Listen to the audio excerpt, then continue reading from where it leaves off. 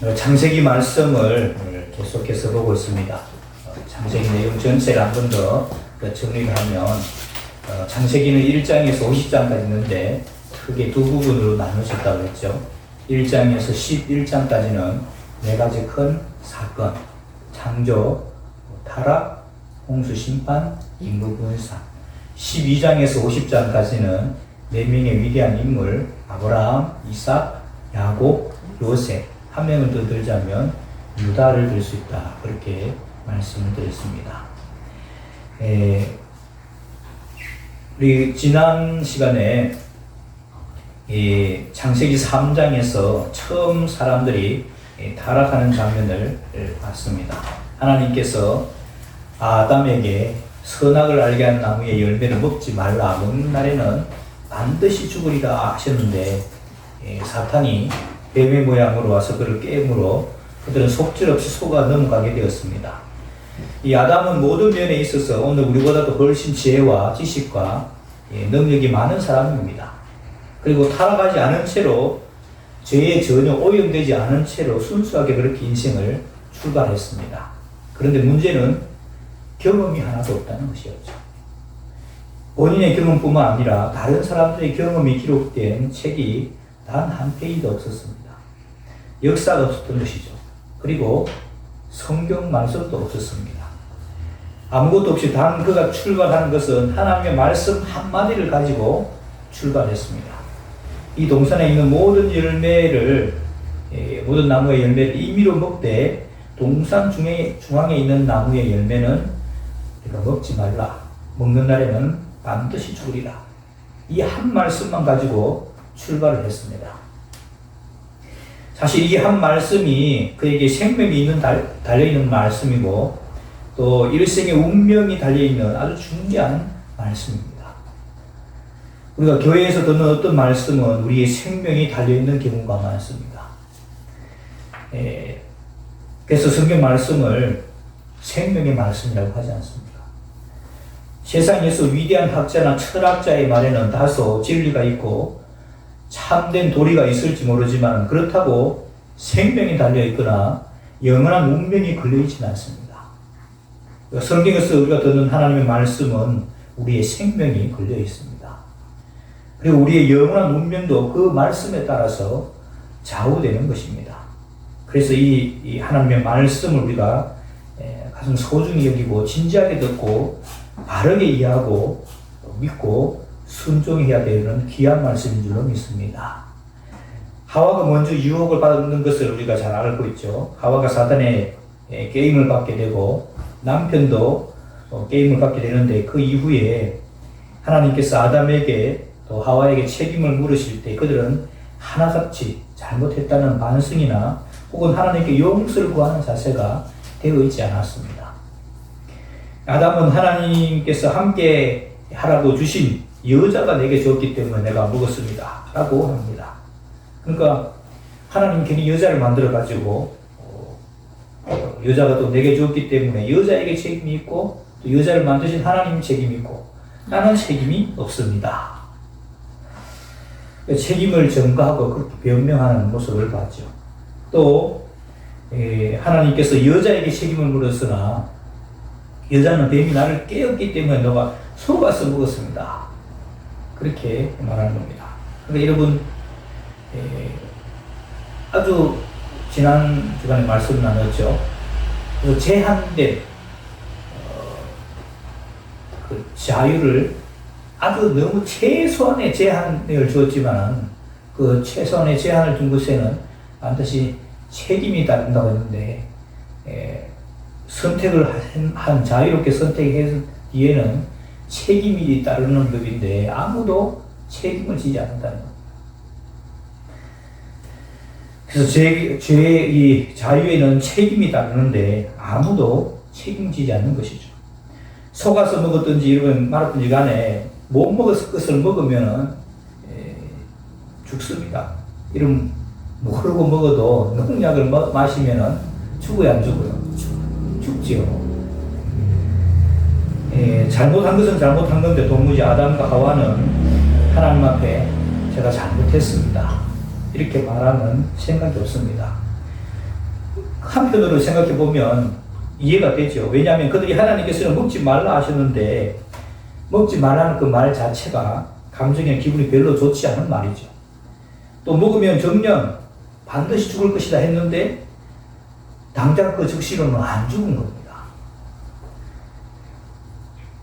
그래서 여러분, 하나님 말씀보다는 뱀의 말이 또 맞는 것처럼 그렇게 보이지는 것이 있죠. 성경 말씀은 안 맞는 것처럼 보일 때가 있고 기분 나쁜 말씀으로 들릴 때가 있지만은, 그렇지만 그 말씀은 진리고 뱀의 말은 맞아떨어지는 것 같고 달콤하고 유익이 되는 것 같지만은 나중에는 결국에는 그 말씀을 듣게 되면 입에 노래가 가득하게 되는 겁니다. 우리 3장 16절 말씀부터 보겠습니다. 3장 16절 말씀. 또 여자에게 이르시되 내가 내게 임신하는 고통을 크게 더하리니 내가 수고하고 자식을 낳을 것이면은 남편을 원하고 남편은 너를 다스릴 것이니라 하시고, 아담에게 이르시되 내가 내 아내의 말을 듣고 내가 내게 먹지 말라 한 나무의 열매를 먹었은즉 땅은 너로 말미암아 저주를 받고 너는 내 평생에 수고하여야 그 소산을 먹으리라. 땅이 내게 가시덤불과 은금키를 낼 것이라.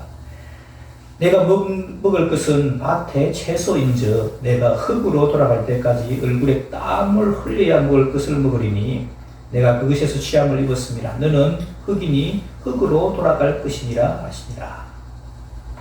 이제 선악과 나무의 열매를 따먹고 난 다음에 제 결과를 지금 말씀하는 부분이죠. 여자에게는 잉태하는 고통을 더하고 남편을 섬겨야 한다는 겁니다. 그리고 아담에게는, 남자에게는 평생에 수고해야 그 소산을 먹을 것이다. 그리고 땅에서는 가시덤불과 은금키를 낼 것이고 네가 먹을 것은 밭의 채소라는 겁니다. 조금 달라졌죠, 먹을 게. 열매였다가 이제 채소였는데 채소는 그냥 저절로 생기는 게 아니고 수고해야 되는 것이었습니다. 그리고 얼굴에 땀을 흘려야 먹을 것이다. 그렇게 말씀하고 있죠. 하나님께서 아담과 하와의 그 행위에 대해서 직접 아담과 하와에게 저주했다는 말이 성경에 없습니다. 우리는 선악과를 따먹고 아담과 하와가 저주를 받았다고 생각하지만은 사실 자세히 보면 아담과 하와에게 바로 저주한 것이 아니고 땅을 저주하셨다고 기록합니다. 땅이 저주를 받았다는 것이죠. 그 내용이 17절 중간에 있죠. 땅은 너로 말미암아 저주를 받고. 여러분, 어린아이를 키워보셨을 텐데 어린아이를 어릴 때 잘못하게 되면 호통을 쳐야죠. 호통을 치는데 사실 그 아이를 때릴 때가 어디 있습니까? 그러니까 여러분, 아이를 때리는 게 아니고 어디를 때려요? 뭐 잘못했을 때 어디를 때립니까? 엉덩이 애기가 아니까 엉덩이를 때리는 게 아니고 어디를 때려요? 방바닥을 때리죠. 이놈! 하면 애가 깜짝 놀라는 겁니다. 그죠? 애기 때릴 데가 없으니까 방바닥을 이렇게 탁 때리죠. 마찬가지예요. 하나님께서 아담과 하와가 잘못을 저지르는데 아담과 하와 직접 때리면 뭐 그냥 죽지요. 근데 직접 안 때리고 어디 때리고 하니까 땅에다가 저주를 냈다는 겁니다. 그래서 땅이 황폐하게 되면서 가시덤불과 은금키를 내게 될 것이다. 그렇게 말씀하시는 것이죠. 그리고 20절 보시면 아담이 그의 아내 이름을 하와라 불렀으니 그는 모든 산자의 어머니가 됩니다. 여호와 하나님이 아담과 그의 아내를 위하여 가죽옷을 지어 입히니라. 여러분, 처음에 벗은 줄 알고 그들이 만들 입었던 게 뭐였어요? 무화과 나무 잎을요. 그거 가지고 무화과 나무가 조금 잎이 넓거든요. 그걸 가지고 이제 부끄러운 것을 가렸는데 하나님께서 나무 이파리 햇빛이 쐬면서 싹 말리잖아요. 그런 게 다 드러나니까 하나님께서 부끄하라 하는 그들을 위해서 가죽옷을 지어 입히셨다는 겁니다. 가죽옷이란 말은 짐승의 가죽을 말할 것이죠. 그래서 짐승의 가죽으로 옷을 지어 입히려면 그 짐승적 양이나 염소를 죽여야 하죠. 이것도 우리의 죄악과 허물을 가려주시기 위해서 예수님이 대신 죽으실 것을 미리 보여주시는 말씀이라고 하겠죠. 그리고 이제 에덴 동산에서 추방을 당하게 됩니다. 22절 말씀 보면 여호와 하나님이 이르시되 보라 이 사람이 선악을 아는 일에 우리 중 하나같이 되었으니 그가 그의 손을 들어 생명나무 열매도 따먹고 영생할까 하노라 하시고 여호와 하나님이 에덴 동산에서 그를 내보내어 그의 근원이 된 땅을 갈게 하시니라. 이같이 하나님이 그 사람을 쫓아내시고 에덴 동산 동쪽에 그룹은 천사들을 말합니다. 케루빈이라는 천사들 그룹들과 두루 도는 불칼을 두어 생명나무의 길을 지키게 하시니라. 여러분 주보사의 간지 보면 한자가 나와 있죠. 창세기 안에 한자의 내용들이 이 한자 속에 창세기 내용들이 많이 스며들어 있는 것을 우리가 한자 공부를 하면 볼 수가 있다는 겁니다. 그래서 오늘도 두 개를 소개시켜 드리는데 금말금자입니다. 금말금자. 나무목 두 개가 있죠. 동산 중앙에 두 개의 나무 있는데 무슨 나무? 생명나무하고 선악을 알게 하는 나무 두 나무가 있었습니다. 근데 뭘 처음에는 금했었어요? 선악을 알게 하는 나무의 씨를 금했는데 그걸 따먹었죠. 따먹으니까 두 나무 다 보지 말라는 겁니다. 그래서 이게 볼시자거든요. 그 두 글자를 합하면 두 나무를 다 보지 말아라. 그래서 금할금자가 됩니다. 그 밑에 글자가 탐할 남자입니다. 탐할 남자. 두 나무를 보고 여자가 쳐다보니까 어떻게 했어요? 보지 말아요. 먹음직스럽기도 하고 보함직스럽기도 하고 지혜롭고 할 만큼 탐스럽기도 한 나무인지라. 그래서 따서 먹었다는 거죠. 이게 여러분 탐남할 때 그 남자입니다.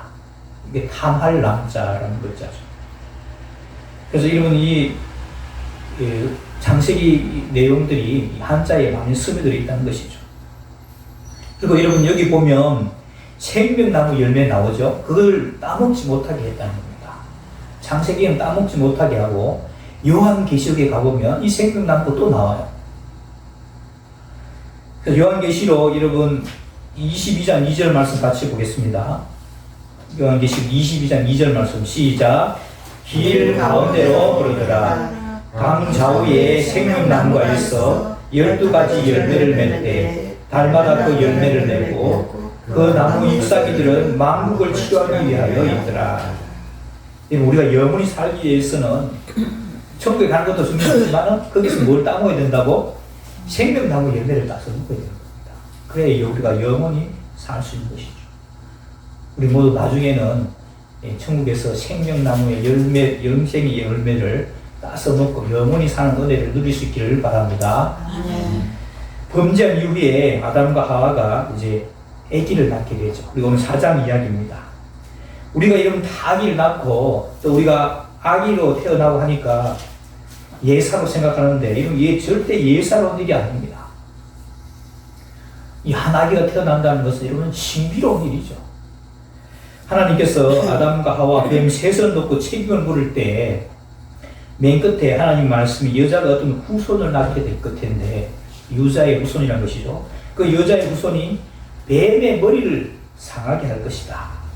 그런 말씀이 있었죠. 맞죠? 여자의 후손이라는 말은 아담도 우리가 이런 후손이라는 걸 잘 알지만은 처음 사람들은요 모르는 겁니다.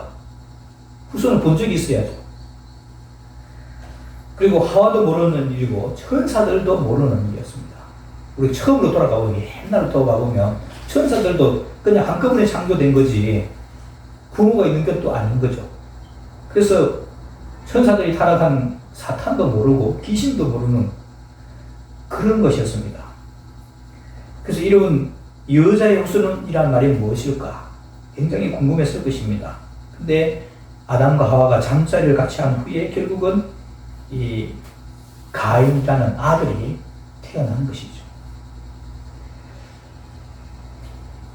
우리가 여러분 이 사람을 볼 때 이용 가치로 보니까 쓸모 있다, 쓸모 없다 이렇게 합니다. 하지만은 그 한 생명의 존재 가치로 말한다면 온 천지가 창조된 것만큼이나 신비한 일이 한 생명이 태어나는 것입니다. 그래서 가인이라는 아들을 낳게 되었을 때 아마 하와도 굉장히 놀랐을 것입니다. 자기 몸 안에서 자기 닮은 또 한 생명체가 탄생해 나오니까요. 그래서 여호와로 말미암아 덕남했다. 그렇게 고백을 한 겁니다. 그리고 이제 2절도 보면 가인의 아우 아벨도 낳게 되죠. 근데 아벨은 양치는 자였고 가인은 농사하는 자였다. 여러분, 양치는 일도 참 아름다운 일이고 농사하는 일도 아름다운 일입니다. 이러면 사람들을 위해서 하는 일들이라면 여러분 뭐 나쁜 일이 어디 있고 또 뭐 좋은 일이 어디 있겠습니까? 다 귀하고 아름다운 일이죠. 그리고 세월이 지난 후에 이 가인은 땅의 소산으로 제물을 삼아서 하나님께 드렸고 아벨도 자기 양의 첫 새끼와 그 기름으로 드렸는데 문제가 생기죠. 여호와께서 아벨과 그 제물은 연락하셨으나 가인과 그 제물은 연락하지 아니하셨다. 똑같이 제사 드리면 하나님께서 다 받아주시면 좋겠는데 어떤 사람의 제물은 받고 어떤 사람의 제물은 받지 않으셨다는 겁니다. 그래서 우리가 성경을 읽을 때 왜 하나님께서 가인과 그 제물을 왜 받지 않으셨을까? 이런 질문이 생기는 것이죠. 왜 하나님께서 가인이 드린 제물은 안 받으시고 아벨이 드린 제물은 받으셨는가? 그래서 이제 사람들이 설명이 있어야 되잖아요. 우리가 의문을 품으면 거기에 대해서 답을 내놔야 되는데, 그래서 가인이 드린 제물을 보니까 땅의 소산으로 곡식으로 드려서 제물을 드리니까 하나님이 안 보셨다는 겁니다. 왜 하나님이 안 받으셨느냐? 피가 없어서 안 받았다는 겁니다. 그렇게 설명하는 분들도 있어요. 근데 여러분, 곡식으로 드리는 제사 있어요, 없어요? 있죠. 그리고 피로 드리는 제사, 피를 흘려서 드리는 제사는 아직 그게 제정된 게 언제예요? 언제? 어느 책에 나와요? 공부했잖아요. 제사 1장에서 10장까지 제사 어느 책에? 레위기에서 나오는 거예요. 레위기. 그 레위기가 아직 나오려면 아직 멀었잖아요. 그러니까 법으로 제정된 게 아니라 제 피의 제사를 드리는 제사는 아직 법으로 제정된 것도 아닌 겁니다. 그리고 곡식을 드리는 제사도 있어요. 그러니까 여러분 그게 잘못돼서 하나님이 제사를 안 받으셨던 게 아니라는 겁니다. 그보다 더 중요한 이유가 있습니다. 여러분 4절 보시면 4절 중간 끝에 보시면 여호와께서 아벨과 그의 제물은 받으셨으나 5절에 가인과 그의 제물은 받지 아니하신지라. 여러분 이런 경우가 있죠. 할아버지들이 자기 자식보다는 손주가 더 귀엽다고 합니다. 그래서 손주를 보면 귀엽고 이쁘고 하니까 손주가 뭘 먹고 있어요. 그 할아버지 잡수세요 해봐. 가져와봐. 이렇게 하죠. 그러면 할아버지 잡수세요 하고 이렇게 가져오잖아. 그러면 아이가 까지 보고 그 할아버지가 그 손에 있는 그 먹을 거 그걸 봅니까? 아니면은 손자를 봅니까? 손자를 보는 거죠. 진짜 그거 먹고 싶어서 하는 게 아니고 손자가 주나 안 주나. 주면은 너무 귀엽고 이뻐서 그 먹을 걸 탐내는 게 아니고 손자를 덥석 끌어안는 겁니다. 자, 그래가지고 손자를 끌어안고 자, 아이비 넣어봐. 이렇게 하죠. 그래서 충분히 상상해 볼 수 있는 겁니다. 아벨과 그 제물은 받으셨으나 가인과 그 제물은 연락하지 아니하신지라. 앞에는 아벨과 그 제물, 뒤에는 가인과 그 제물. 여러분 언제나 존재가 먼저인 겁니다. 존재. 손에 든 물질, 그 사람이 드리는 물질 제물이 우선이 아니고 그 제물을 드리는 그 존재가 우선이라는 겁니다. 그 존재를 받은직해야 그 존재가 드리는 제물, 예물도 받으신다는 것이죠. 그러니까 여러분 가인의 제사를 받지 않은 것은 가인이 제물이 틀렸다는 게 아니고 가인 자체가, 존재 자체가 하나님 받은직하지 않았다는 겁니다. 그래서 그 존재가 드리는 제물을 받지 못한 거죠. 아벨과 그의 제물을 왜 받으셨느냐? 아벨이 이를 받으시기 합당했기 때문에 아벨이 드리는 제물도 받으셨다는 겁니다. 이 세상에 무슨 귀신이라든지 다른 신들이라든지 뭐 우상이라든지 이런 것들은 그 사람이 무슨 죄를 지었든 간에 별로 상관이 없습니다. 무슨 못된 짓을 하든지 상관하지 않습니다. 그래서 돈만 갖다 바치면 그만인 겁니다. 그런데 성경에 나타난 하나님은 절대로 그렇지 않습니다. 재물이 문제가 아니고 그 재물을 바치는 사람, 그 존재가 더 문제인 것이죠. 가인과 그 재물은 연락하지 아니하신지라. 그러니까 가인이 심히 분해서 안색이 변했다는 겁니다. 남이 하는 일에 대해서 자기가 분해하고 안색이 변하는 사람치고 좋은 사람이 없죠. 내가 어떻게 드렸는데 상대방이 그걸 안 받았다 그러면 안 받은 이유가 뭐지? 이걸 먼저 생각해야 되잖아요. 안 받은 것에 대해 화를 낼 게 아니고 왜 안 받아 있었을까 하고 그 이유를 생각해야 되는 겁니다. 오늘날도 이런 사람이 참 많이 있습니다. 제가 무엇이 잘못됐는지 깊이 생각해 보지 않고 상대방이 그저 안 받은 것만 생각하고 화를 내고 성질을 내는 사람, 이게 곤란한 사람이죠. 6절을 보십시오. 여호와께서 가인에게 이르시되 네가 분하여 하면 어찌 되며 안색이 변하면 어찌 되느냐. 성을 내는 것이 당연한 것이 아니고 합당치 않다는 것을 말씀하고 있죠. 7절에 바로 직격타임합니다. 내가 선을 행하면 어찌 낯을 들지 못하겠느냐. 선을 행치 아니하면 제가 문에 엎드려야 된다. 재민이가 지금 바깥에 문에 엎드려 앉아 있는데 문 열고 딱 나가면은 덮치겠죠. 깜짝 놀라게 하는 겁니다. 이게 바로 여러분 죄가 문에 엎드리는 겁니다. 죄가 우리를 집어삼키려고 딱 이렇게 준비하고 있다는 겁니다. 그리고 죄가 너를 원하나. 옛날에 성경 버전에는 죄의 소원은 내게 있으나 그렇게 되어 있어요. 너는 죄를 다스릴지니라. 이런 신구약 성경 제일 중에 제일 처음으로 죄라는 말이 등장을 합니다. 우리가 아무리 하나님 앞에 재물을 가지고 갖다 바친다고 할지라도 선을 행하려고 하지 않는 사람의 재물은 받을 수가 없습니다. 우리가 월요일부터 토요일까지 악한 일, 못된 일만 하면서 재물만 갖다 양을 잡아서 그 피를 드린다고 바치면 하나님 받으실 수 있습니까? 내가 아무리 죄가 있다 할지라도 그 양의 피를 봐서 내가 봐준다. 쟤야 뭐 어때? 양의 피만 가지면 내가 다 갚으니까 잘했다. 하나님이 그렇게 받으실 수가 있느냐는 것입니다. 저나 여러분이 하나님이라면 받으실 수 있겠죠. 그러나 선을 행하려고 하지 않는 사람의 재물을 하나님이 받으실 수가 없는 겁니다. 그래서 언제나 재물이 하나님께 드려졌을 때 그 재물이 먼저가 아니고 그 재물을 드리는 존재를 하나님이 받으실 수가 있다는 것이죠. 있어야 된다는 것이죠.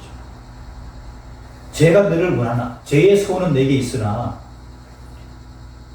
이미 여러분 가인과 아벨 누구에든지 다 죄의 소원이 있습니다. 저와 여러분에게도 죄의 소원이 있죠.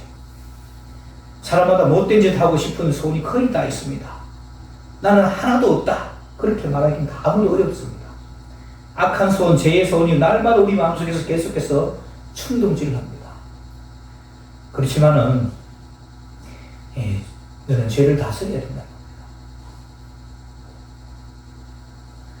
이것을 여기 처음부터 지적하고 있는 거죠. 죄의 소원은 너희가 있지만 너는 죄를 다스린다.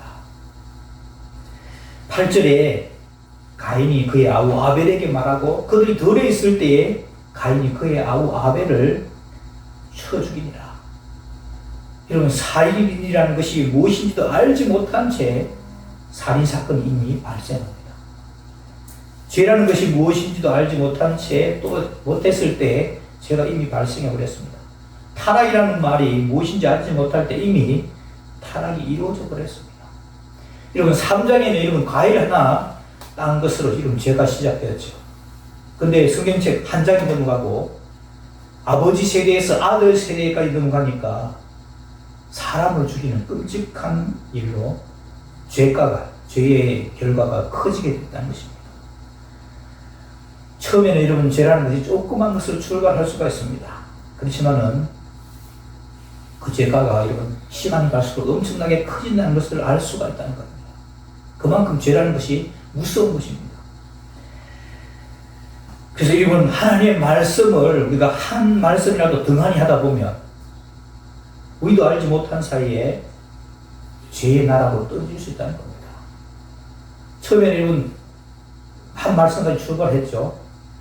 동산 중앙에 있는 선악을 알게 하는 나무의 실과는 열매는 먹지 말아라. 먹는 날에는 정령 죽는다. 반드시 죽는다. 근데 이 말씀을 어겨버렸더니 그 아들 때에는 형이 동생을 죽이는 그런 모습까지 있다는 겁니다. 아마도 여러분 우리가 생각해 볼 때 여자의 후손이 뱀의 머리를 상하게 할 것이다. 이 말씀을 듣고는 뱀이 사탄이 그 큰아들 가인에게 들어간 것을 보여줍니다. 그래서 자기 동생을 죽여버리죠. 그러니까 둘 다 망쳐버린 겁니다. 가인도 망쳐버리고 아벨은 죽었으니까 또 망쳐버리고 이렇게 해서 하나님의 의도를 깨뜨리려고 했던 것을 보여줘요. 여러분 자유가 있는 존재는 언제나 자기가 선택한 것에 대한 책임을 져야 합니다. 오늘 예배에 참여할 것인가 말아야 할 것인가 이런 자유가 있죠. 참여하고 참여 안 하는 것에 대해서 책임을 져야 하는 겁니다. 죄를 선택한 인간에게는 그 대가를 치르는 책임이 따르게 되는 것이죠. 하나님께서 가인에게 오늘 말씀 보이면 물으십니다. 9절 말씀이죠. 내 아우 아벨이 어디 있느냐?